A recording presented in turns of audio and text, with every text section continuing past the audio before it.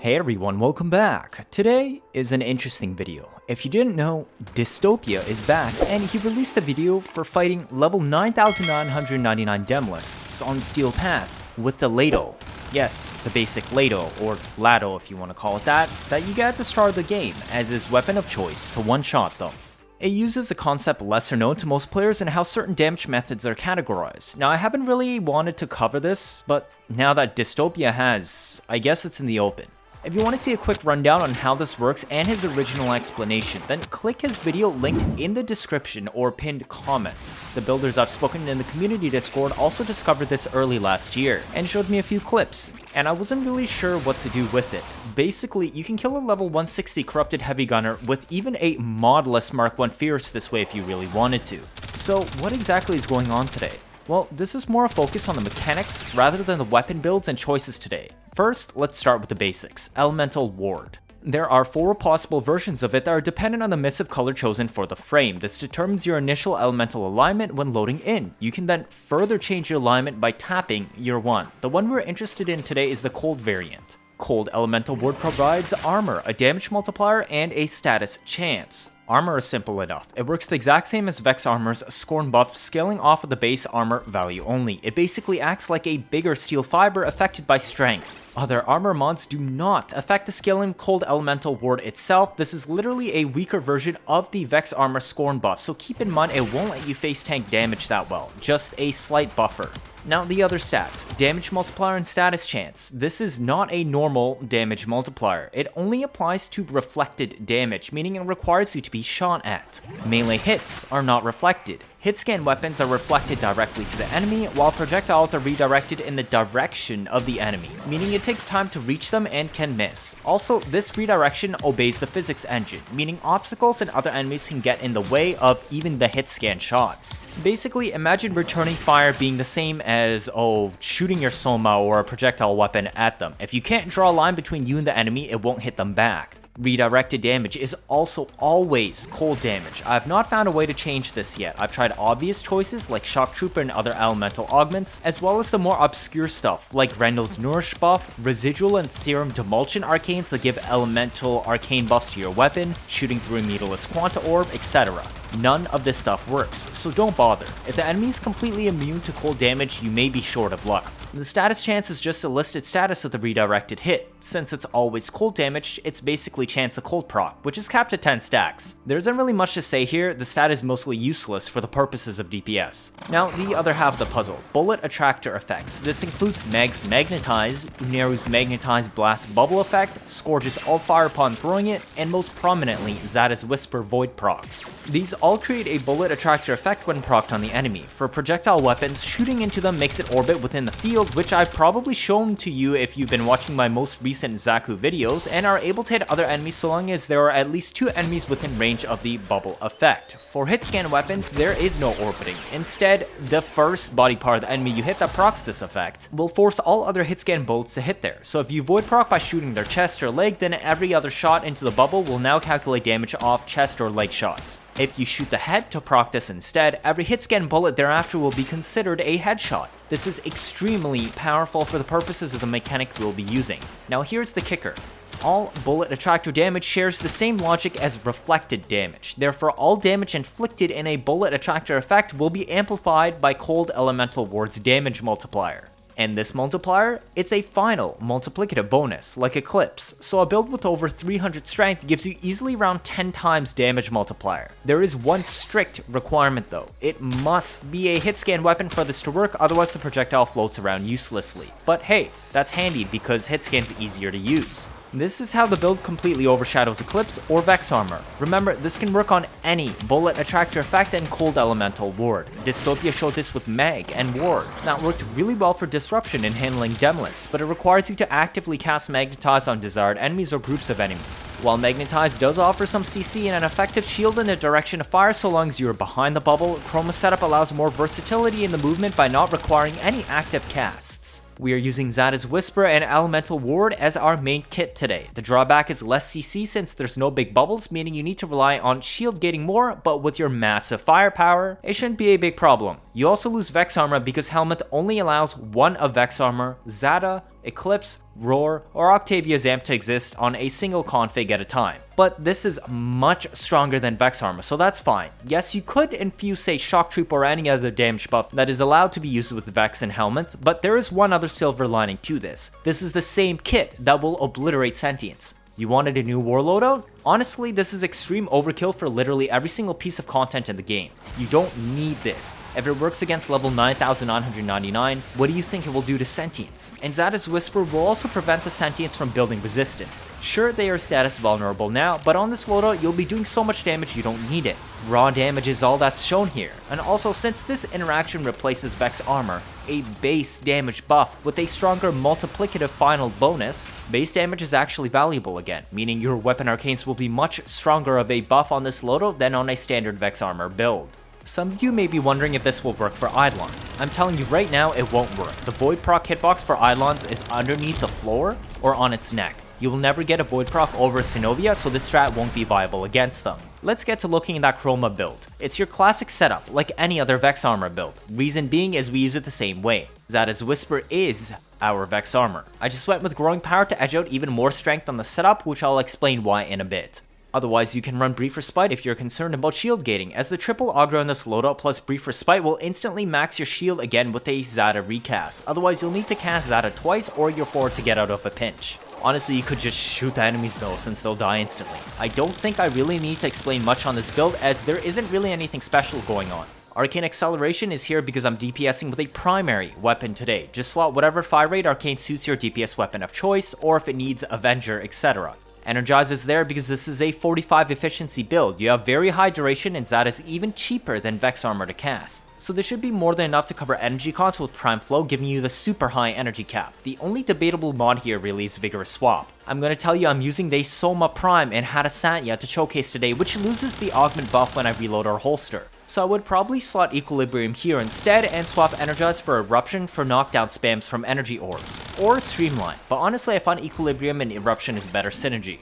Otherwise, Vigor Swap gives you an extremely good DPS gun utility by giving you base damage at the start before you stack up the weapon arcane, since we have no base damage at the start as we subsumed off Vex Armor. The holster speed also helps if you do want to alternate between both guns. Finally, if you're using a weapon that lets you holster without resetting buff, such as, anything that isn't a Soma, using your melee as a primer and pulling your DPS gun back out with the instant swap will also proc Vigor Swap's base damage buff. I'll actually show you how an Ignis performs today as well, and maybe another weapon or two. Now, about Growing Power, this is just for more strength because Xata's Whisper double dips on headshot multipliers. It's honestly a huge mess and it's quite difficult to explain properly, so by increasing your strength you're increasing not only the damage you do, but also double dipping the damage instance Xata's Whisper will create, and then also increasing the damage scaling of Xata itself. I'm just gonna trust my builder friend and community Discord for the hard math on this one. If you're wondering how this compares to Dystopia's video on Mag, with Magnetize with Elemental Ward, there is this handy graph my builder friend showed me. It is a comparison between Ward and Magnetize versus Ward and Xata.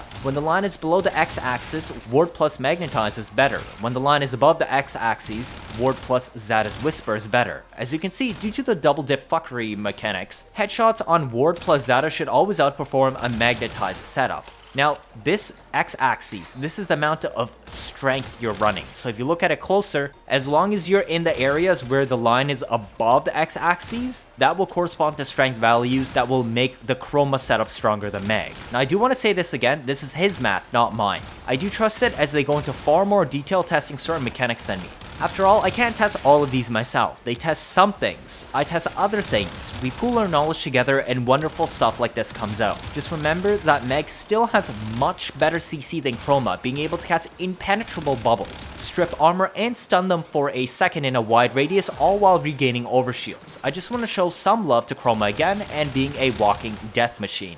Now, for weapon builds, anything that has hit scan works. You're playing with a 10 times multiplier, and when it double dips for Xata and headshot, it goes near to a 300 times multiplier.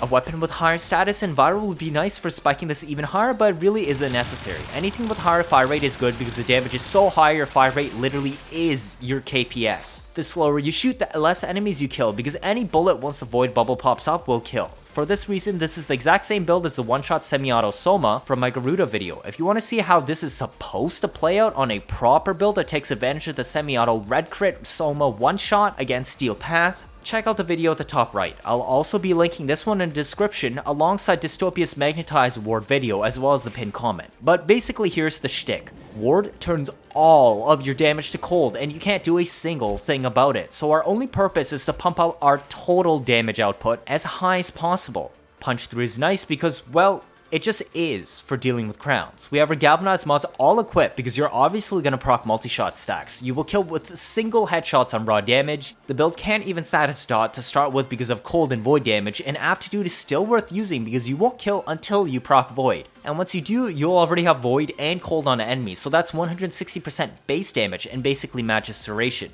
Well, isn't that handy on Soma since the status is low? On another hit scan weapon, the status bump from aptitude would let you mod for viral as well to improve its odds of proccing it before Xata's void bubble pops up. The augment is what lets us hit perma reds, and this is the slot you'd give up to slot viral instead. This is literally for feel good effect. This build does not need red crits because of how strong it is, but I know you love seeing that color so I left it on. The Bane is a free multiplier, but you could probably slot on Hammershot if you don't want to use it. Vital Sense for crit scaling, obvious. Now the elemental, primed, because once our damage turns to pure cold and void, it doesn't matter what element you pick. You just want the biggest elemental mod so your raw firepower number is as large as possible before it gets converted. For pistols, this means prime heated charge. For shotguns, this means any of the prime cold or electric mods. Deadhead is our arcane today because stacks on it last much longer. You can also use Merciless if the reload on the weapon is a problem. But remember, Deadhead has a headshot multiplier as well, and that will also double dip into Xata. Basically, you won't have problems killing anything.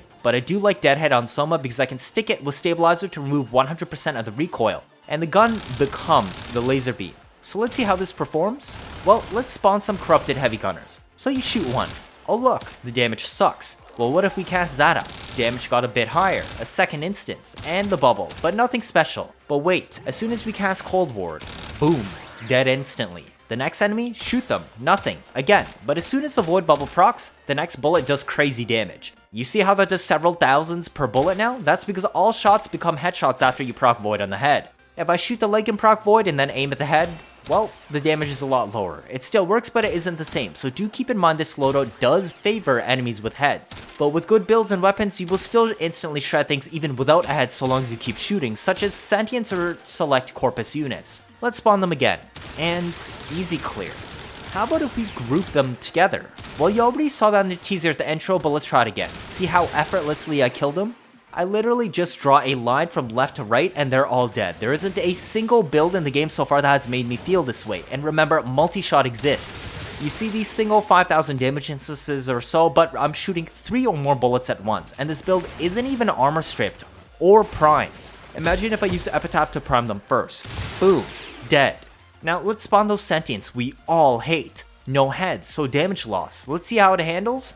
Oh look, as soon as the void bubbles proc, they're all dead. So if you're looking for the absolute strongest possible setup to deal with Sentients, look no further. Chroma is a portable mag, a walking death machine. You cast 2 abilities and never had to worry about them again until they expire. The buffs stick with you and will create death wherever you shoot. That's all there is to it. You don't need Paracesis, you don't need Shidu. All those other videos you've been seeing, it doesn't matter. Yes, Xata is really good, as you've seen, and on someone like Mesa lets you reset instances while shredding them with Corrosive Heat Peacemaker. But if you want absolute firepower that lets you use whatever weapon you want, hit scan mind you, with no playstyle restrictions, then Chroma is your answer with Xata's Whisper and Cold Elemental Ward.